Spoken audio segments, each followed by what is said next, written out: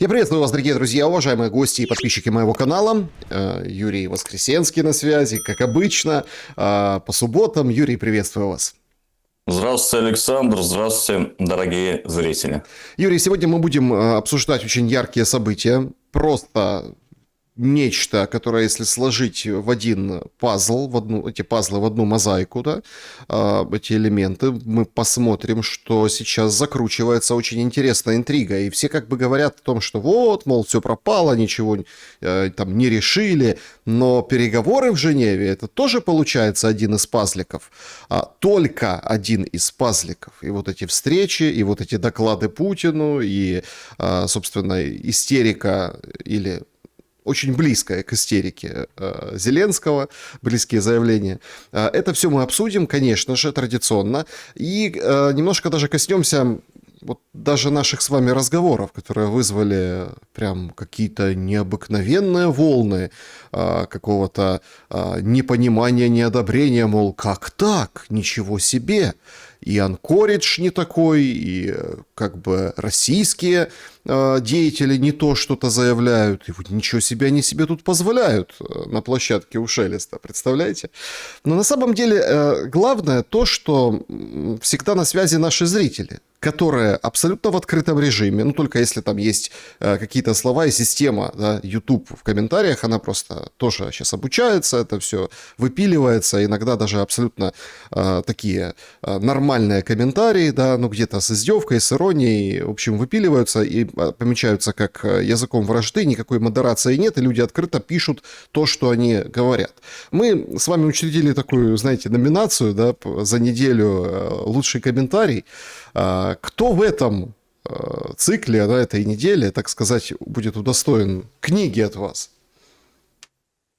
Спасибо, Александр, за хорошую подводку. Дорогие зрители, слушатели, комментарий, который признан лучшим на прошлой неделе, поощрен курьером почтовым. Книжка отправлена до пункта выдачи заказа. Наверное, где-то сегодня-завтра придет. То есть, эту нашу уважаемую зрительницу по имени Елена приглашаем получить книгу с автографом. По итогу прошлого выпуска, который набрал рекордные 260 тысяч, ну, рекордные для меня, конечно, не для Александра, 260 тысяч просмотров, мне понравился очень грамотный комментарий пользователя под вот таким сложным ником, где он, ну или она пишет, что меня, как жителя новых территорий, убедила не Останкинская игла. Ну, когда я говорил, что надо нам включать свою пропаганду для того, чтобы вылечивать фактически народ Украины. Меня впечатлило масштабное строительство, социальные выплаты, низкая доступная коммуналка, то, что называется качеством жизни. Что касается Европы, которая готовится к войне, то европейцам надо четко донести, что эта война не будет конвенциальной, и вся их мощь не поможет им выжить. То есть, это очень грамотный комментарий, который подчеркивает, что не только пропаганда и не столько главное, она обеспечивает эффективность как базис вкупе с надстройкой. То есть, надстройка-то у нас есть, а базис все-таки для каждого человека – это всегда низкая коммуналка, доступные цены на топливо, вот, качество жизни, да, и все, что с этим связано. Поэтому, вот, пожалуйста, мы просим пользователя связаться с Александром, и вы тоже получите книгу в подарок. Да, Еще вы знаете, хотел... я скажу, что в телеграм-канале всегда есть электронка, пишите на электронку, и мы связываемся с человеком. Это все занимает очень быстро, просто сориентируйтесь, пожалуйста, в предложке, да, на электронную почту, пожалуйста, отправьте свои данные, так как бы минимальный пакет данных, и, в общем, вы нужных для отправки, да, для отправки именно почтового бандероли, да, почтового отправления. Смотрите, ведь надо немножко объяснить, да, потому что мы, кажется, вообще теряем почву под ногами, судя по тому, что происходит, и вообще в принципе, да. Вот сейчас же ярчайший момент столкновения с действительностью. Нам все городят замки из песка. нам всем говорят о том, что да все равно плевать, есть у тебя свет или нет у тебя света. Там, сколько стоит хлеб у тебя в соседнем твоем магазине? Дорого, можешь ты его купить или не можешь ты его купить? Коммунальщики там что-то делают или не делают? Это вот главное. Зеленский, главное там Трамп, главное вот это вот Путин, Советы мира, вот это все скармливают абсолютное, ну, скажем так, абсолютную такую воздушную, метафорическую такую сладкую вату. И все как бы ее потребляют, но никто не смотрит, что у него по сторонам, потому что если вглядываться в это, то ты начинаешь замечать определенные плохие тенденции. Это лишнее, этого нельзя делать. Надо вот как-то не смотрите наверх, только наоборот, смотрите вот только туда, наверх. А вот о жизни сейчас мало кто говорит. И это тенденция, это традиция, это один из приемов одурманивания и, в общем, переключения внимания, пока как раз-таки абсолютно реальное материальное благо либо воруются, либо ими торгуются, либо они просто уходят, так сказать, налево. И этого же человека, которому забивают баки, грабят. Это действительно так.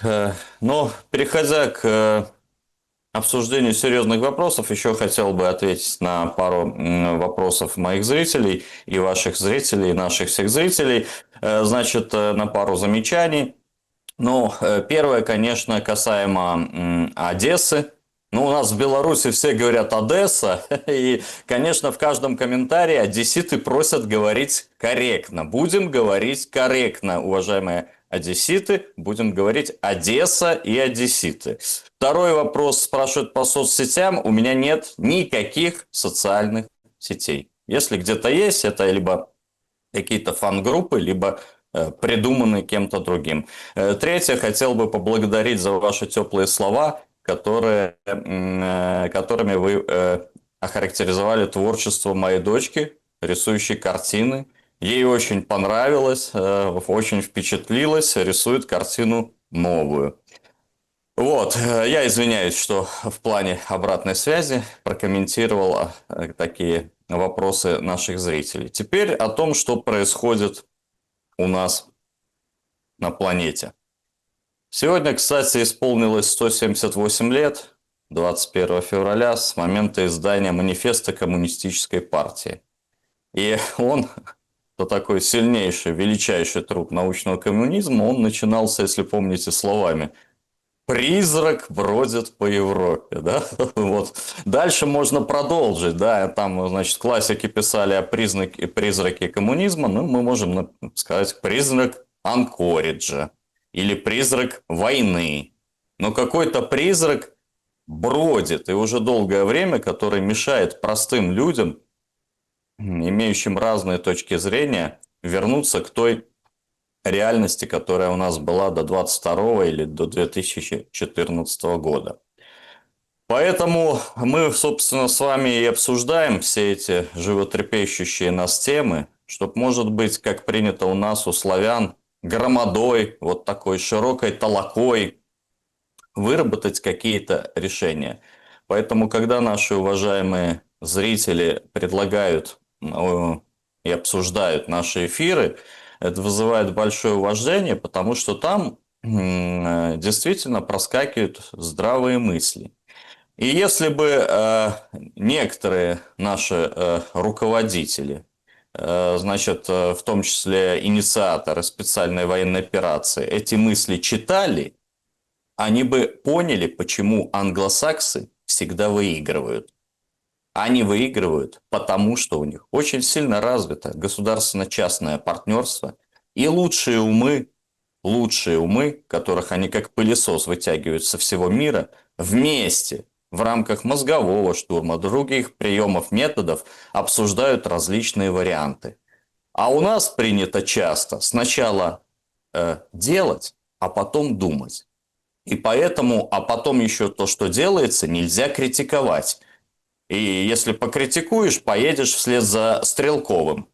Вот. И это, конечно, минус. И пока мы эту практику не исправим, пока те люди, которые считают себя небожителями, не будут прислушиваться к голосу гражданского общества или военно-гражданского общества, которое сформировалось сейчас на территории наших стран, ничего толкового, к сожалению, не будет. Вот это самый главный принцип и вывод. Да, значит, начнем наш сегодняшний разговор с, наверное, очень интересного, трамповского удара под дых. Он его пропускает от Верховного суда и, в общем-то, критикует, материт суд, говорит, это все ужас. Бессент немножко сдержаннее, но он, как профильный министр экономики, говорит, что это серьезный удар. То есть оценка дана. Удар серьезный по политике Трампа. О том, что вернуть деньги, которые получены путем вот этих тарифов для разных стран, там разных тарифов, речи пока не идет, только об этом говорят. То есть суд изначально принял решение, сказал, а вот эти все остальные ваши вещи, как там чего компенсировать, как вернуть там эти миллиарды, которые Трамп забрал, да, для страны благодаря этим тарифам, это уже дело там не наше дело принципиально. Запретить, отменить. Запретил, отменил, и Трамп вводит 10% для всех, то есть показывает глобальную уравниловку, теперь плюс 10% для всех стран абсолютно. В общем, такое распоряжение он подписывает.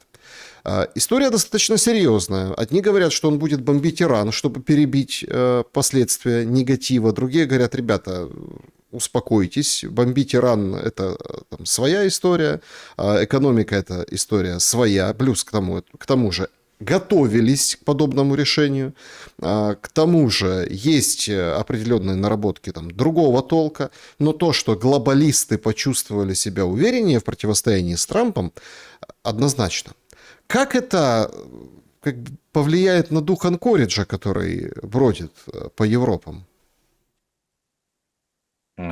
Я думаю, что он выветрится окончательно, потому что Трампу уже сейчас придется заниматься очень серьезно решением этой неприятности, которая на него свалилась. Я обращу еще ваше внимание, что против Трампа даже проголосовали те двое судей Верховного суда, которые были назначены им самим. В Верховном суде США, которому практически 250 лет, напомню, работает 9 судей. Они назначаются на пожизненный срок. Некоторые судьи там работают еще со времен Буша-младшего. И, конечно, этот удар очень серьезный и для репутации, для рейтинга Трампа, для рейтинга республиканской партии. Кроме того, суд же не просто вынес решение, он подтвердил все решения судов низшей инстанции, которые были приняты до этого. То есть тут надо сказать, что суды десятков штатов еще признали эти пошлины незаконными. И сейчас, так как Америка – это страна юристов, там и последняя, наверное, половина президентов, выходцы из юристов, это и Клинтон, это и Обама, это и Байден. Соответственно, сейчас пойдут встречные иски от импортеров. От 100 до 160 миллиардов долларов им придется вернуть. Да, это затянется на долгие годы, это будут сложные судебные тяжбы, но придется вернуть гораздо больше, потому что проигравшая сторона, как вы понимаете, оплачивает и услуги адвокатов. То есть сейчас, значит, адвокаты американские получили неплохой кусочек пирога и заработают на раздербании вот этого указа, исполнительного указа президента США о тарифном регулировании. Я хочу сказать, что вся риторика Трампа, где он говорит, что это все в казну, она немножко двухсмысленная. Да, это все приходит в казну, но это все приходит за счет простых американцев. Мы уже приводили данные немецкого института экономического, который просчитал, что 93 цента из $1 тарифов оплачивает простая американская семья. Поэтому вот это вот решение Трампа ввести тарифы, оно сомнительно, но еще более сомнительное решение после решения суда взять и назло всем ввести 10%. Это спровоцирует раскол уже внутри республиканской партии. То есть фактически президент США напоминает человека, который не хочет подчиняться закону и придумывает все время новые методы для его обхода. Хорошо, а когда отменят эти 10%, пусть через год, что ты дальше будешь делать? И, конечно, по нем прозвучал колокол по Трампу.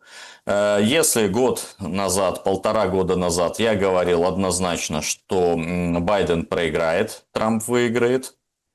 Вот, и, кстати, связывал надежды определенные с Трампом, как и многие политики России, Беларуси. Но, к сожалению, он оказался нарциссом-самодуром, который отстаивает прежде всего интересы самых богатых семей Америки. Сейчас я могу точно сказать, ноябрьские выборы Трамп проиграет, причем с треском. А после этого его будут пытаться рвать на части. Естественно, будет создан комитет по импичменту, ну и далее, как всегда. То есть, ему будет не до духа Анкориджа. Не до духа, потому что Анкоридж Анкориджем, но самое главное – это его благосостояние, которое надо сохранить. Он увеличил состояние семьи Трампа своей семьи, да, с 2 миллиардов до 6. Это всего лишь за год. Естественно, ему не хочется обратно с 6 упасть до 2. Поэтому он вступает в затяжную внутриполитическую борьбу, где все внешнеполитические проблемы встанут на второй план. Сейчас он думает еще кое-что насчет Ирана, может это как-то вернет его пошатнувшиеся позиции, но мы можем это обсудить более подробно. В настоящий момент, завершая ответ на ваш вопрос, хочу сказать, что по Трампу прозвучал колокол. Это очень серьезный удар. Хорошо, тогда я зайду не столько с Ирана, сколько с Совета мира, который состоялся на этой неделе, вот буквально.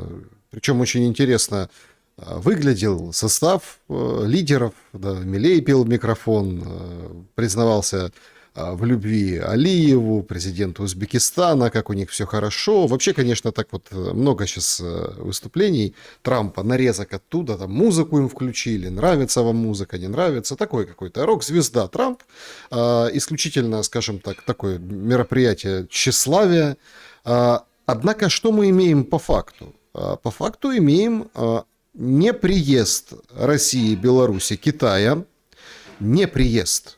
То есть по разным причинам. Ну, например, Беларусь говорит о том, что визы не открыли, хотели поприсутствовать не на уровне президента, а на уровне Министерства иностранных дел. И как бы даже такое сообщение было, что, мол, а что ж это за Совет мира такой, раз визы не дают, и, в общем-то, организация получается на таком уровне, как бы достаточно предательски это все выглядит, вроде как позвали, а поучаствовать не дали.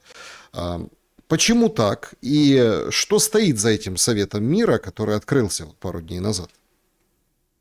Слушайте, Трамп уникальный маркетолог. И ну, для него, с точки зрения прежде всего экономической, он получил одни преимущества. Ну, начнем с того, что он развел, грубо говоря, лохов на 7 миллиардов долларов. Это публика, которая состоит из очень уважаемых людей. Правда, некоторые аналитики говорят, что это диктаторы и коррупционеры. Но эта уважаемая публика заплатила 7 миллиардов долларов ради фоточек с Трампом. Вы представляете, какая бизнес-модель? Роскошная. Вот чем ему надо заниматься, а не тарифы поднимать. Само мероприятие, конечно, носило комичный абсолютно характер. Комичности добавлял и президент ФИФА, который там находился. Я так понимаю, скоро пригласят Джоковича или Овечкина для укрепления Совета мира.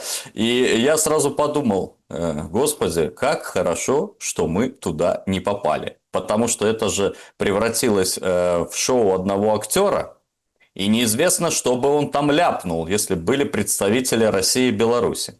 По России понятно. Россия поставила Трампа в позу ЗЮ своим заявлением, что давайте, но разблокируйте средства, чтобы мы могли этот миллиард передать в Совет мира. Естественно, если бы Трамп это сделал, он бы нашел себе еще очень могущественных внутриполитических врагов. Значит, Беларусь поступила еще более мудрее. Президент Лукашенко сразу сказал: если вы нас пригласили, откройте воздушное пространство через Европу напрямую. Нет, европейцы запрещают. Подождите, это же ваши вассалы. Вы им только пальцем щелкните, они все быстро, мгновенно разрешат. Нет, запрещают. И тогда президент Лукашенко принял решение не лететь там через ЮАР, через Северный полюс. Ну, проводите его сами. Мы отправим министра иностранных дел. Значит, американцы тогда в отместку не выдали визы министру. Ну и хорошо, ну и слава богу. Вы понимаете, если бы даже наш министр прилетел, неизвестно, чтобы наш шоумен там бы заявил, похлопывая его по плечу. И, кстати, тут очень важные параллели с Женевой. А вы знаете, дорогие зрители, что, оказывается, делегацию России в Женеву не пустили напрямую. Она добиралась туда окольными путями. Это к вопросам о том, что кто-то позволяет критиковать небожителей, которые находятся в Москве. Мало того, что вы выбрали Женеву, которая, по словам министра иностранных дел Сергея Лаврова, является недружественным государством, а по словам посла России в Швейцарии Сергея Гармонина, присоединилась к культуре отмены всего русского. Мало того, что вы ее выбрали, вы еще полетели окольными путями.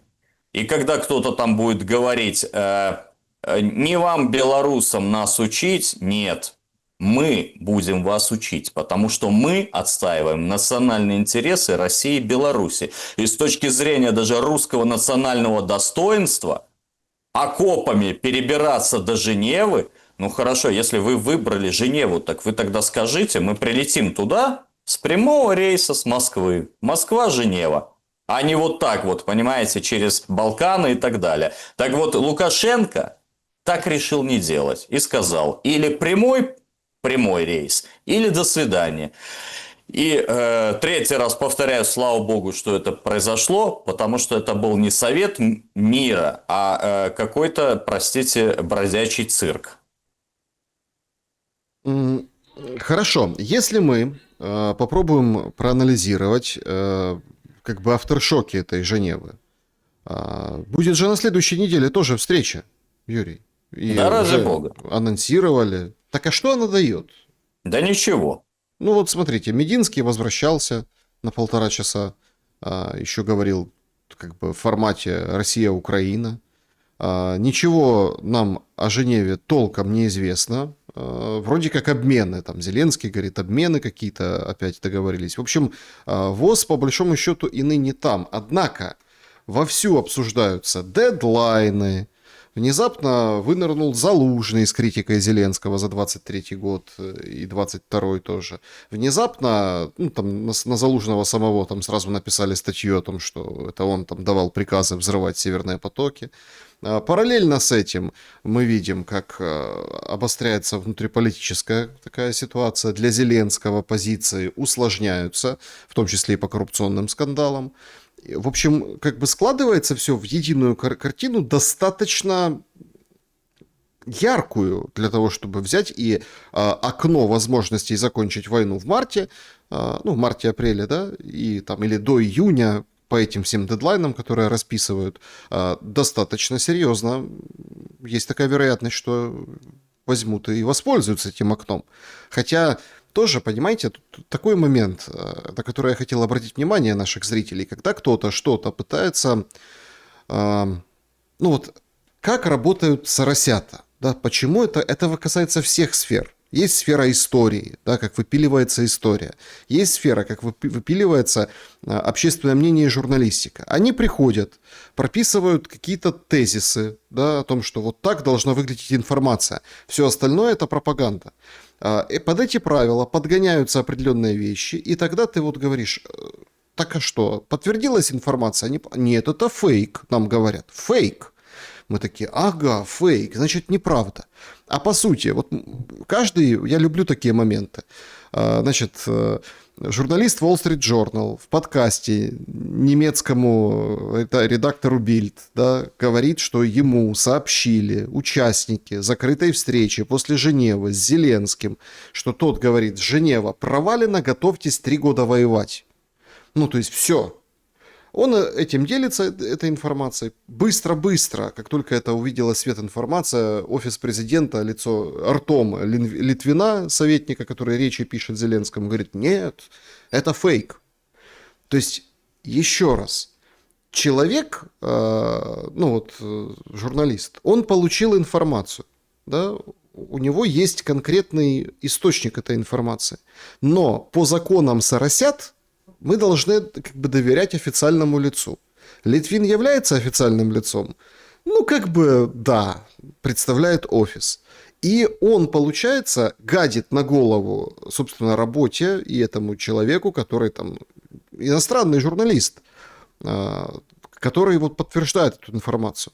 То есть, и вроде как все, и разошлись, понимаете? Те сообщили, эти опровергли. Так, а по факту что мы имеем?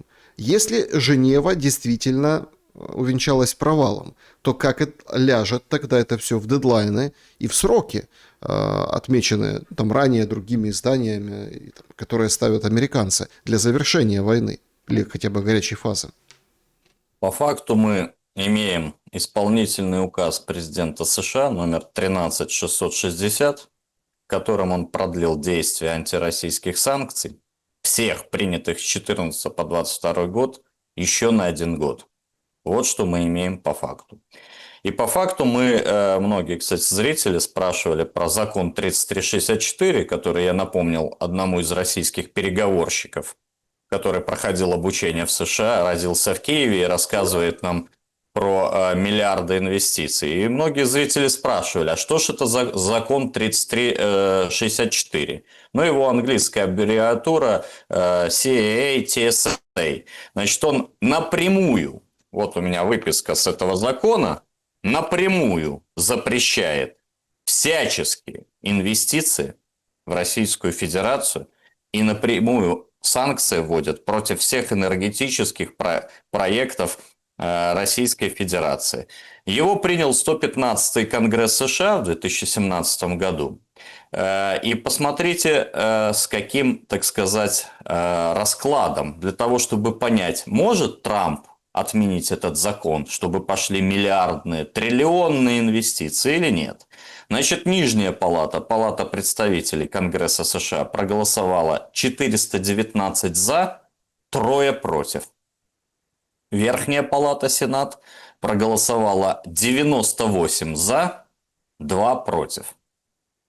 Это статус федерального закона. Его не в силах отменить Трамп, потому что его приняли невероятно консолидированным и согласованным двухпартийным большинством. И никто его не отменит, потому что мы приводили аналогию с поправкой Джексона-Веника.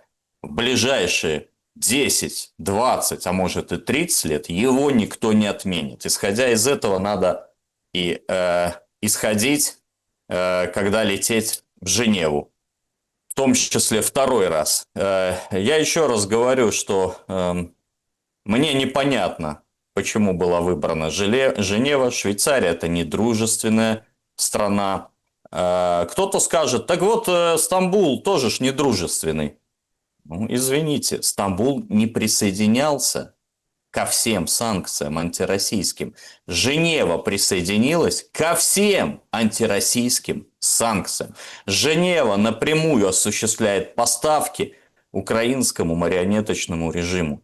Поэтому лететь туда – это очень серьезный вопрос. И лететь повторно, бегать на встречи. Что значит Мединский? Слушайте, я стесняться не буду. Вы помните, мы тогда 2 выпуска назад, я покритиковал Анкоридж. Мне кое-кто звонил и говорит, ну ты остро их критикуешь. А потом этот кое-кто, высокопоставленный российский дипломат, в понедельник сказал, Ты что, Лаврову текст в суфлер закладывал? Потому что Сергей Викторович Лавров вместе с Дмитрием Сергеевичем Песковым в понедельник сказали, что что-то непонятно с Анкориджем. Обман какой-то назревает. Потом мы прошлые выходные критиковали Дмитриева. После чего Дмитриев выбежал, значит, на информационную арену, агентству РИА Новости сказал, что меня не так поняли, никаких триллионов нет. Но могут быть. А я говорю, что не могут даже быть. И не будет этих триллионов. Ну, И погодите, то же самое Financial по... Times написали о том, что друг Трампа, один из бизнесменов, заходит уже в Россию, там есть инвестиции, в том числе и, получается, нарушает закон федеральный Соединенных Штатов Америки. Так он же может заходить, допустим, от какой-то эмиратской компании. Вот. То есть это такая локальная история. Им сейчас есть куда заходить. Они ограбили Венесуэлу, и все эти богатые семьи и предприниматели, которые крутятся вокруг председателя Совета мира, будут грабить Венесуэлу. То же самое с Мединским. Он возвратился договорить, значит, наш ястреб 1,5 часа. А почему ты возвратился? Почему эти два жулика, Умеров и Арахамия? Арахамия, слушайте, это вообще жулик. Я его еще знаю, мне про него его коллеги Мигреллы рассказывали, на чем он зарабатывал. Уроженец Сочи, кстати. Значит, а почему ты не сказал, а ну-ка подъедьте ко мне, если у вас есть о чем говорить? Это очень важный момент. Мне, допустим, хорошо, в Кремле приняли каких-то коммерсов, да, которые приехали от Трампа. И с ними переговорили. Но зачем вы делаете это второй раз, третий, четвертый, пятый? Вот коммерс захотел увидеться с Путиным. Он да, значит, ярый ненавистник и русофоб, значит, которые поставляют оружие, пусть даже через посредников, а ранее напрямую, которыми убивают русский народ. Русский народ, это я имею в виду все 190 национальностей, которые воюют, в том числе белорусы, за российскую армию. И ты с ними встречаешься по щелчку. Президент России – это сакральная фигура. Простите, в очередь, сукины дети. Это вот мы здесь, вот мы, нас с Александром можно принять в любой момент, потому что мы поднимаем очень важные вопросы. А тут приехали русофобы, ненавистники, и с ними встречаются без перерыва. Ну, встретились раз, но дальше ж надо иметь какое-то национальное достоинство. И я говорю это в том числе потому, что так считают 90% наших сограждан. Даже в канале у Соловьева, как только пишут про Женеву Анкоридж, там 90% дизлайков стоят. Так вы неужели не понимаете, что надо как-то реагировать на эту обратную связь? Надо реагировать, потому что это все люди, русские патриоты, и они не понимают, что происходит. И мы в Беларуси не понимаем, что происходит. И в связи с этим вот сегодня в клубе редакторов нашей программы вышло очень важное видео президента Лукашенко в 1999 году в Госдуме. Если кто хочет, найдет его в Ютубе. 27 лет назад президент Лукашенко говорил: вы же своими руками всех поздавали союзников. Что вы делаете? Почему вы стоите на коленях под МВФ и так далее? Но это, ладно, дела давно минувших дней, но это очень важная дипломатическая изнанка. Пока Мединский, наш ястреб, будет бегать повторно к Арахамии, ничего хорошего не выйдет. Но смею заверить, что и так из Женевы ничего хорошего не выйдет. Потому что задача украинского режима не спасти Украину, не спасти украинский народ, не спасти украинскую коллапсирующую экономику. Задача истощить Россию. Потому что это стратегическая задача их суверенов. Давайте так уточним. Клуб редакторов не имеет никакого отношения к нашей программе. Да? Это наша белорусская программа. Это очень белорусская хорошая история. То есть, ну, чтобы, может, кто-то ничего не понял, ну, там, себе не домыслил. А то, знаете, у нас вот домысливают многое. Я просто хотел бы уточнить тогда, если ничего хорошего не будет, если, собственно, так, а войну это может остановить? Смотрите, ведь с таким же праведным гневом, как вот у вас, да, который вы излучаете в отношении там, эпизодов, ситуаций, которые вы поднимаете и разбираете. Ну, слушайте, я, если честно, и я уверен, Вот уверен, наша аудитория, не наша аудитория, все на свете аудитории, которые там заряжены там, под разные идеологические принципы, которые еще какие-то. Смотрите, я за то, чтобы сидели и материли, на чем свет стоит, все, всех.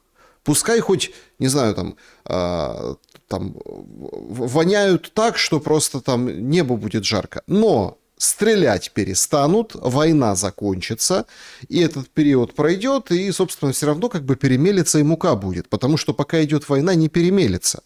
Потому что, смотрите, идет там 300 квадратных километров, вчера Зеленский заявляет, отбила украинская территория, открываешь карты, украинский же дипстейт, не видно. Россия как идет, так и идет. Опять севернее Покровска, приблизилась еще там на село 2, да, к Славянску-Краматорску. Все четко уже здравые люди говорят, ну смотрите, это дело времени. Ну, то есть, да, нужно будет, Зеленский говорит, 800 тысяч душ положить. У него все заметили, идет сейчас от человеческой жизни. Там, на шлемах убитые, в отчетах Минобороны, в Давосе на инфографике количество тех, кого он хочет убить в будущем, кого убил сейчас.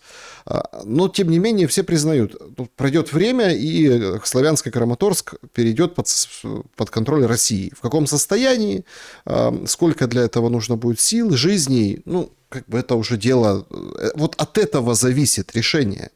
Зеленский в очередной раз говорит, нет, никто уходить не будет, выдают там этих в эфир, ну, там, руководителя Нацгвардии, тоже украинской, говорит, нет, там, победа в войне, это граница 91 года, понятно, что это малодостижимо, но вот стоим, где стоим. Сейчас вот прокачивается эта история, стоим, где стоим. Но понятно, что война не останавливается. И вот тут же возникает очень интересный момент. Вот если по логике 26 года Америка прогибает Зеленского, происходит какой-то, давайте опять, нехороший, некрасивый, никому не нравящийся ни одной, ни другой стороне выход из Донбасса, ВСУ. Под любым мандатом, кто там заходит, не заходит, кто контролирует, кто мониторит. Это вот об этом они там детально прорабатывали на этих переговорах. Дальше. Что делает Зеленский? Зеленский проводит выборы. Да? Он там сначала типа прекращение огня, потом выборы, потом референдум, потом передача. Дальше. В любом случае, мы понимаем, выборы, референдум, переизбрание Зеленского под видом того, что в договоре же записали они, что там 27-28 год членства в ЕС. Эту историю Зеленский продает, как когда-то Порошенко, без виз. Да, сейчас вот там мы члены ЕС. Какие члены? Полноправные, неполноправные? Плевать. Главное, что члены ЕС. Он всех обходит на выборах. Сейчас же там уже все депутаты шушукаются и там сливают разные данные. Всем дана команда готовиться к выборам. Причем, как я понял, президентским в этом году и, наверное, парламентским тоже, потому что нужен полный переформат. Как раз-таки под эти мирные договоренности это сигнал того, что бы ни говорил Зеленский, каким бы ядом ни брызгал, дожимают. И есть рычаги. И не публично эти рычаги серьезные. Он вчера вообще признал, говорит, на меня давят Россия и США в плане выборов. Ну, он кричит, что Россия хочет его поменять, негодяи. Я сразу вспоминаю плакаты в 2019 году Порошенко «Или я, или Путин». Но, по сути, он там не договаривает не так открыто. Ну, дальше будет следующее заявление, более открыто. Скажет, что Россия и США хочет меня смести. Поэтому я вот противостою им, выбирай меня. И под этим соусом все как бы и произойдет, и перевыборы будут. В этом логика происходящего. Если да, то к чему в оконцовке она приведет? Если нет, то где ошибка? Ошибка, где, я вам скажу, самая стратегическая и самое главное. Первая ошибка. Нужно было не допускать этой войны, не допускать любой ценой. Для этого нужно было в 2014 году поддержать действующего президента Украины Януковича всеми силами и средствами. И была бы обеспечена вся легитимность, потому что он был по всем законам легитимный президент, произошел конституционный переворот. Второй момент. Если уж произошел конституционный переворот, неправильно было его признавать.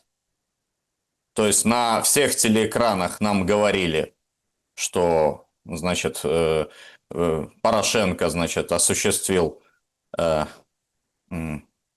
конституционный переворот, а при этом вы его признали. И когда говорят Беларуси, так а чего ж вы его признали? Чего ж вы такие вот, значит, крутые, вы его признали? А что, вы не понимаете? Мы же действуем в конве российской политики. Вы признали, нам пришлось его признать, этого самозванца. И следующий момент, 22 год. Не мои слова, а слова генерал-полковника Леонида Ивашова, председателя Всероссийского офицерского собрания. Январь 22 года. Нельзя начинать войну. Это слова господина Ивашова. Если у кого-то есть претензии, все претензии к нему. Значит, да, меня, кстати, зрители критикуют из-за слова «паразит значит». То есть следят за каждым словом, но, понимаете, дорогие друзья, вот мы проводим как с Александром эфир. Александр никогда в истории не давал вопросы. Поэтому надо быть подготовленным на все темы. Поэтому, естественно, когда подбираешь слова и думаешь, то немножко напрягаешься. Простите уже меня за эти оговорки. Так вот, Ивашов написал, что это будет братоубийственная война на радость англосаксам. Русские будут убивать украинцев, украинцы русских. Шикарно с точки зрения англосаксов. Это не надо было допускать. Это все стратегически. Но коль уж мы допустили, и стояли через 3 дня. В кольце был Чернигов, Харьков. Мы стояли, наша русская армия. Я ее называю нашей, потому что считаю, что все мы 3 ветви одного народа. Мы стояли у Броваров уже. Кто отвел войска? Это что, я отвел войска? Или Александр? Это тоже вопрос комментаторам-охранителям, которые там прибегают рассказывать, значит, и затыкать нам рот. Кто отвел войска? Зачем надо было отводить? Подписали, парафировали бы договор, приняли бы в Верховной Раде, тогда бы отвели. И вот это все стечение ошибок, у которых должна быть фамилия, имя и отчество, привело к тому, что мы имеем. И теперь я понимаю Российскую Федерацию. Я не могу сильно подробно говорить, что происходит и почему они так сами едут в Женеву. Но я примерно проанализировал структуру Фонда национальной безопасности и бюджета Российской Федерации, и дефицита бюджета, и немножко схватился за голову. Так неужели вы не читали известный труд китайского военачальника Цзы, что война должна быть молниеносной? Либо не надо ее начинать. Конечно, когда, значит, в плане был в 2025 году 1,2 триллиона дефицит бюджета российского, а по факту стал 5,6 триллионов. Конечно, есть о чем задуматься. Конечно, когда поступления в плане были 10,9 триллионов рублей, а по факту оказались 8,5 триллионов рублей. Поступления от нефтегазовых доходов. И это составило 22,7% от доходной части бюджета, самой низкой за всю историю. Конечно, есть вопросы. Я понимаю, почему хочется переговориться с американцами, но тут надо, дорогие небожители и участники делегаций, надо поднять одну вещь. И это ответ в том числе на вопрос Александра. Американцы мира не хотят. Они не хотят никакого мира, они хотят передышки, в том числе для украинских нацистских формирований. Передышки. То же самое и украинская делегация. Вот Александр говорит, правильно, как все люди хотят. Сидите хоть, закройтесь там 3 дня, но до чего-то договоритесь. Но это приведет к чему-то, если хотя бы одна из сторон хочет мира. Российская сторона хочет мира. Это понятно. Но украинская сторона, точнее, вот те люди, там, по-моему, ни одного украинца даже нету. Умеров, Зеленский, Арахамия, то есть это кто там, Мигрел, еврей и, по-моему, азербайджанец, да? Значит, им все равно на украинский народ. Потому что вот когда-то мы определили, в том числе на основе комментариев зрителей, 12 пунктов принципиальных.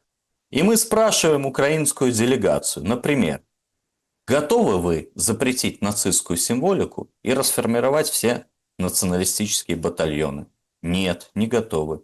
Готовы вы выпустить всех политзаключенных, в том числе депутатов Верховной Рады, священнослужителей, томящихся в тюрьмах? Мы требуем их выпуска. Не готовы. Готовы ли вы снять санкции с граждан Украины? Но если вы за мир, снимите санкции с НБО, со всех журналистов, например, с Александра. Нет, не готовы. Готовы вы храмы захваченные вернуть вашей собственной церкви? 7 тысяч храмов. Не готовы. Слушайте, ну может вы перемирие готовы соблюдать, энергетическое? Нет. Каждый день летят самолеты без БПЛА самолетного типа. Так о чем можно там 3 дня говорить и даже 33 дня? Они ни на что не готовы, потому что у них задача от их кураторов затянуть, заболтать до ноября. В ноябре скинем Трампа. Значит, дальше, скорее всего, Ньюсом станет президентом еще через пару лет. Губернатор Калифорнии, он уже в открытую говорит, что это такое, мы там деньги считаем, это аморально, надо напрямую поставлять оружие, еще в большем объеме.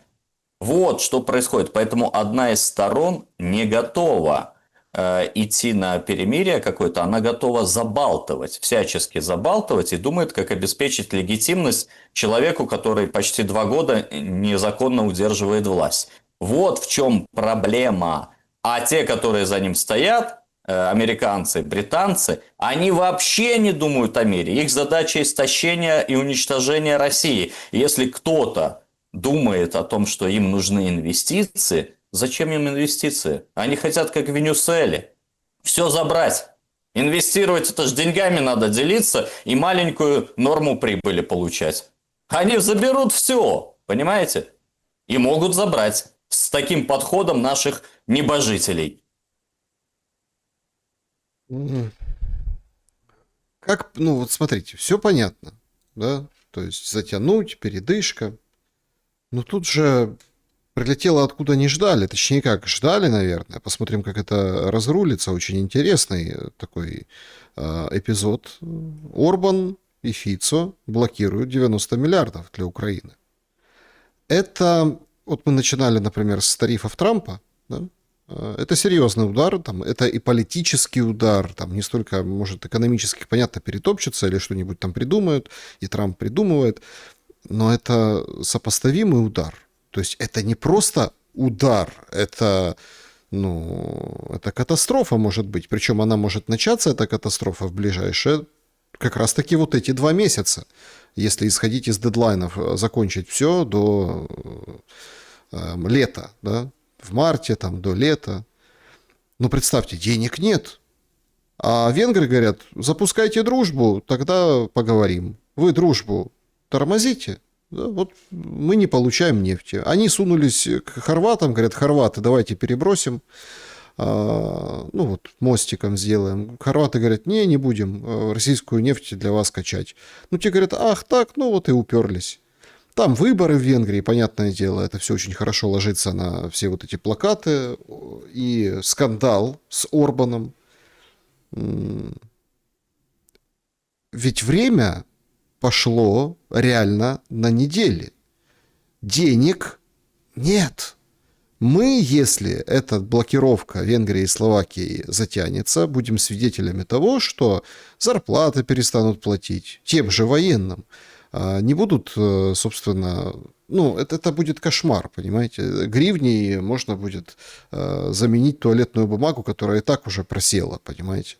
Ну, то есть все понимают, что эти деньги нужны сейчас, сроки подходят, и проволочка 1-2 месяцев экономически для вот той даже несуществующей экономикой, с тяжелейшей ситуацией. Но вот даже для этой модели давальческих ресурсов и влияний извне, ну, будет очень тяжело. Надо будет сжечь резервы Нацбанка, которые там тоже по-разному их читают и трактуют. Одни говорят, как бы есть, а другие говорят, как бы нет. Они там просто на бумаге написаны, чтобы, ну, вот, да, вот поддерживать какой-то баланс и сохранять лицо.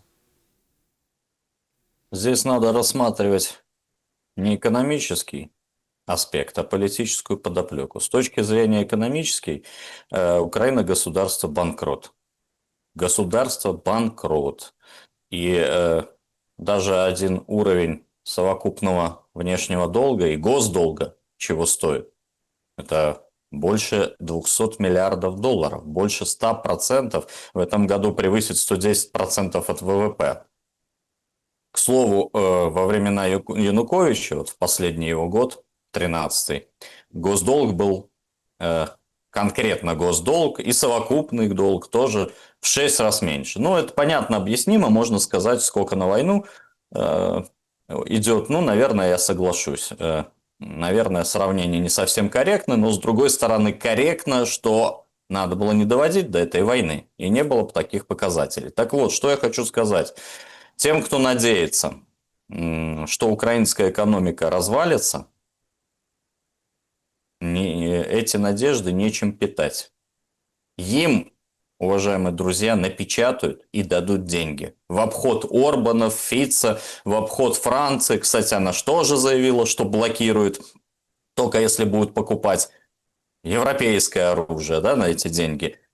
Поэтому, поверьте, Александр, достанут, откроют станок, примут какое-то решение, какую-нибудь поправку найдут в уставе, как Урсула недавно нашла поправку, аналогичную статье 5 НАТО, только в уставе Европейского Союза, статья 47, пункт 2.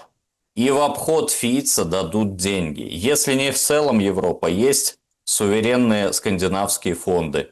В одном фонде Норвегии 1 триллион долларов. Долларов или евро, там неважно, примерно такие цифры. Да-да, это той самой Норвегии, королева которой писала письмо Эпштейну, советуясь: дорогой Джеффри, как ты считаешь, повесить ли на обои в комнате у моего сына изображение голых женщин? Это вот такие королевские семьи сейчас.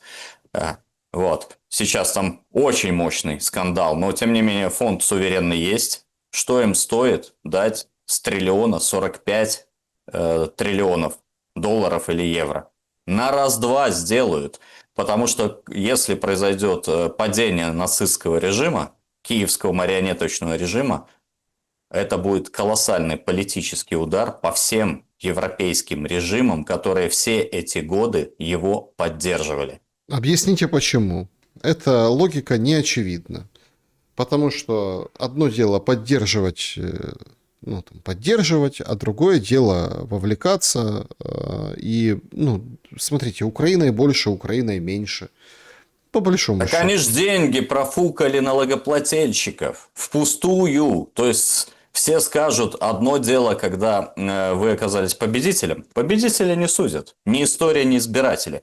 А если вы проиграли, вы, извините, лузеры. А если вы лузеры, а где наши десятки миллиардов? И эту тему как на щит подымут их оппозиция, которая и так подступает уже там им к горлу. Да? Вот возьмем, допустим, Германию. На первом месте АФД 27%. На 1-2% обходит правящую партию. Та же история у Макрона с Национальным фронтом, с национальным движением. Они сейчас переименовались. Та же история и в других странах, например, в Италии. Та же в Скандинавии, конечно, такой пока сильной позиции нет, но она будет. Та же история в Великобритании. Там уже партия Фараджа уже обходит обе партии, которые делили власть более сотен лет, несколько сотен лет между собой. И, конечно, это вызовет падение всех режимов, которые были завязаны. Вот знаете, как с Эпштейном. Все сейчас обнуляются, кто был с ним связан. Все. Вот так же они все обнулятся, эти политические силы, или не обнулятся, потерпят очень серьезный электоральный удар. значит, по итогу провала украинского режима. Но это вторая часть вопроса. А первая часть вопроса вы задавали, а что, а как будут делать? Напечатают, дадут, да и потом, когда надо, спишут. И никакой Орбан не поможет. К слову, по Орбану и Фицо я занимаю особую позицию, отличную от позицию небожителей и великих дипломатов из наших стран. Эти люди, эти страны своим решением 19 раз предали Российскую Федерацию и Республику Беларусь. 19 раз они не воспользовались правом вето и были введены антироссийские санкции. Вы там, борясь с национал-предателями, правильно делаете, что боретесь, но за ценнички в магазине садите на 7 лет. За репосты какие-то садите на 7 лет.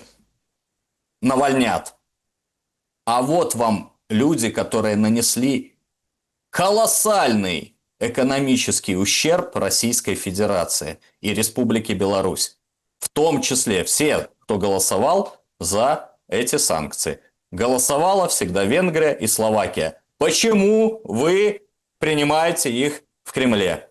Почему в Кремле на трибуне возле Путина не сижу я, который рискую жизнью, отстаивая национальные русские и белорусские интересы? Блогеры, такие как Александр Шелес, Шарий, рискующий жизнью, Панченко, рискующая жизнью.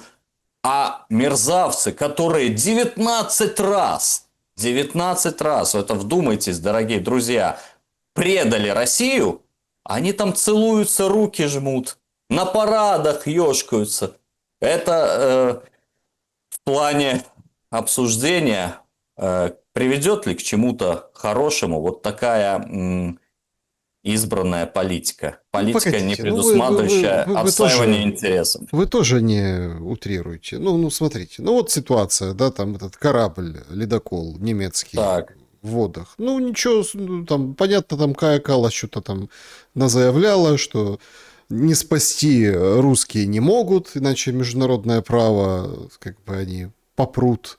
Но если они спасут, то мы, в принципе, можем захватить их ледокол. Ну, такой какой-то ересь какой-то понесли, знаете. Ну, это в духе Кая Каллас, поэтому не знаю, там, как бы, насколько там верифицировано это. Ну, смотрите, ну, нормально Так. же. Отправились, спасли, вытащили. Так это ж слова. Так нет, Фицо и Орбан это действие. Это действие, понимаете? так Голосование действия, за смотрите, санкции. санкции мешают.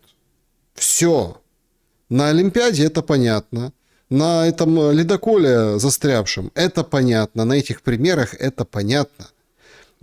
Это лишнее. Белорусам надо вернуть флаг. Да, пока не олимпийцам, параолимпийцам. Но вот, да, футболистов надо вернуть, команды должны играть. Да, там ледоколы надо тянуть. Да, газ трубный надо отправлять. Об этом говорят те же АДГ из Германии. Да, это все, скажем так, это естественное развитие вещей. К этому должно прийти слишком долго уже вот в этом всем мороке. То есть мы можем, конечно, вот сейчас действительно очень важно, да, там все обсуждают судьбу Зеленского, что с ним будет, а вот там Залужный, на него бочку катит за те года. А там на самом деле, если копнуть и разобраться, там очень серьезные могут быть последствия, потому что ходили же эти все моменты, что Залужного пытались убить. Кто-то говорит руками россиян, кто-то говорит там сливом координатов, кто-то говорит там чуть ли там не СБУ должны были, когда врываться и там при задержании, ой, и что-то случилось. Ну, там разные сейчас версии гуляют за эти 2 суток после этого интервью, там куча всего. И тут же понимаете, в чем дело? Нужно войну продолжать Зеленскому, потому что выход из войны, вот эта история с Залужным показала, будет еще более болезненным. Еще более болезненным.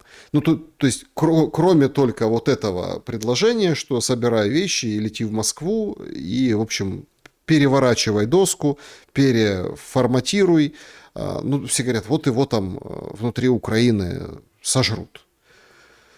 Ну, тоже спорный вопрос, понимаете? Ну, понятно, что там много будет недовольных вот этих националистов, всех остальных. Почему? Потому что они будут бояться, что война переключится от «убей москаля» на «убей националиста», понимаете? И как бы они только этого боятся. Но грамотная и мудрая политика заключается в том, чтобы в момент резких переформатов, но все равно сохранять стабильность внутри системы, равновесие какое-то, да. Да, такой корявой и негодной, которую довел лично Зеленский, систему внутри Украины, но тем не менее, чтобы не было таких ярких шоков.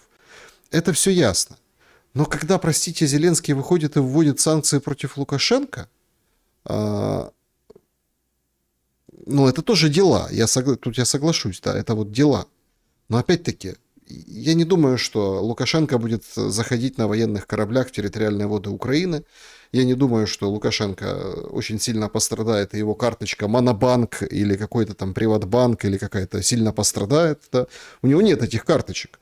Понятно, что там бизнесы какие-то, они давно уже, или если делаются как-то, то делаются как у всех, там через третьи и четвертые руки, страны. А так вообще, конечно, официальная торговля упала. То есть и конкретно лично он, как Лукашенко, да, ну, вряд ли пострадает прямо. Но это ведь тоже сигнал на весь мир. Вот в то время, когда все санкции становятся глупыми, в то время, когда тучи сгущаются над Зеленским, какой смысл тогда в этих санкциях, новых санкциях? Сейчас расскажу, но попрошу вас закрыть мой гештальт касаемо Фица и Орбана. Вот в понедельник, вторник будет принят 20-й пакет санкций, очень жестких против Российской Федерации, посвященный 4-летию начала СВО. Ответьте мне, пожалуйста, на вопрос, как проголосуют Фица и Орбан? Нам ожидать права вето? Ну, сложно сказать сейчас. Ну, я думаю, вы понимаете. После блокировки 90 миллиардов сказать сейчас сложно. А я вам скажу, единогласно будет принято это решение. Теперь переходим к авантюре Зеленского.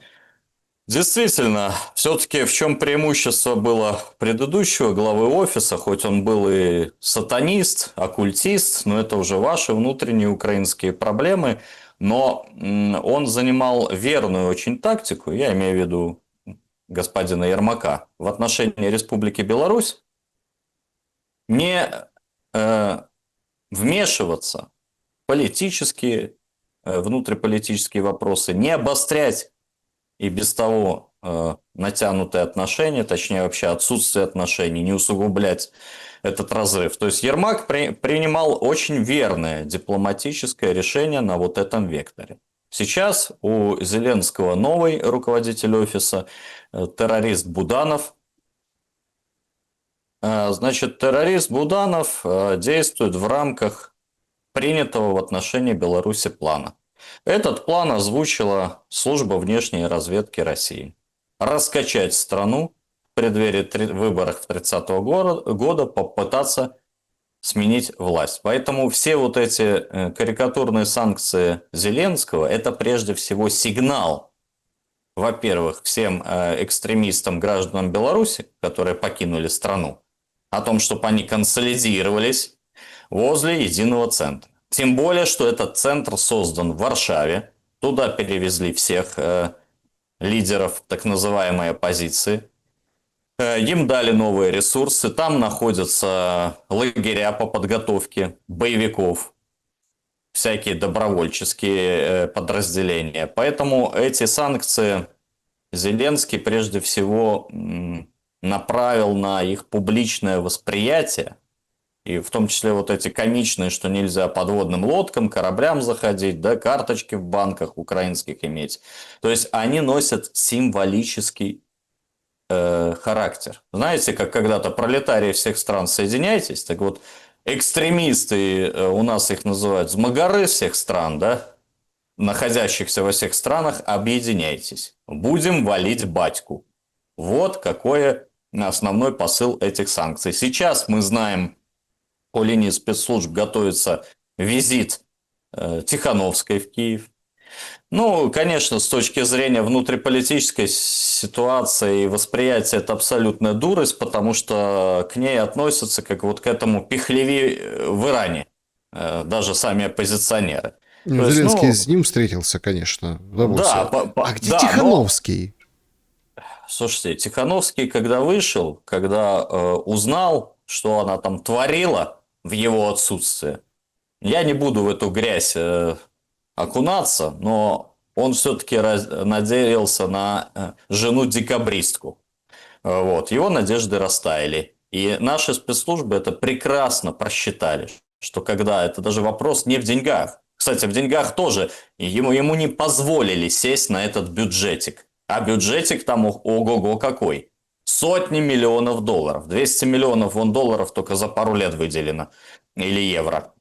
То есть, поэтому он расстроился и уехал в Америку. И сейчас готовит там удары по режиму Лукашенко, собирая немногочисленные донаты у скупой белорусской диаспоры. Вот и все. Поэтому он сдулся. Но сама фигура Тихановская, она абсолютно пуста, тупа, простите, как бот. Она абсолютно не популярна внутри Беларуси, в том числе из-за этих скандалов, связанных с расхищением, с разворовыванием, с утечкой личных данных. Они же запускали там всякие программы «Черная книга», «Белорусский гаюн», «План Перамога». В результате, вдумайтесь, во главе всех этих инициатив в итоге стояли сотрудники белорусского КГБ, которые передавали все данные, значит, в нужные инстанции. И люди получали судебные сроки и бежали из страны. То есть после всей этой череды скандалов они полностью обнулились. Им нужна абсолютно новая с точки зрения технологии фигура. Знаете, такой вот как Усик, допустим, да? Может, какой-то незамазанный из такой сферы. А они все-таки решили, что может быть, старый конь борозды не испортит, все-таки к ней привыкли, ее встречали на высоком уровне, поставим-ка мы ставку все равно на нее. И вот поэтому, слава богу, что они поставили на нее ставку, поэтому, ну, вкупе с тем, что мы готовим им, в том числе, сюрприз в 30-м году, и они будут очень удивлены, вот в купе всего этого они не добьются никаких целей, кроме какой-то ненужной эскалации. Ненужной эскалации. Ведь эти санкции, которые он ввел против Лукашенко, простой белорус воспринял очень негативно. Люди говорят, да как же так? Мы же участвуем в обмене пленных, в обмене телами. Мы все время говорим про необходимость мира. Мы все время призываем к прекращению огня. Посмотрите, Лукашенко сколько раз призывал: остановитесь огонь, садитесь, договаривайтесь. А в ответ вот такая лютая неблагодарность. Поэтому с точки зрения политической это epic fail. И с точки зрения этической это абсолютный провал Зеленского. Но от него, в общем-то, ничего другого ожидать нельзя, ну, кроме того, что и я убежден, что это не его решение, а решение его кураторов в рамках общей вот этой кампании консолидации в преддверии 30-го года. Юрий Воскресенский был моим собеседником сегодня. Спасибо большое за время и мысли. Спасибо, Александр. А что, опять так час быстро пролетел? Даже больше, друзья. Увидимся обязательно через неделю. Пишите свои комментарии. Как видите, Юрий их читает, да, и как бы отмечает отдельных комментаторов своей книгой. Поэтому нам очень ценно то, что вы напишите. Причем не обязательно там в хорошем ключе или каком-то таком хейтерском плохом, а просто выскажитесь, что вы думаете о том, что мы сегодня обсудили. Добра и света в каждый дом. Увидимся.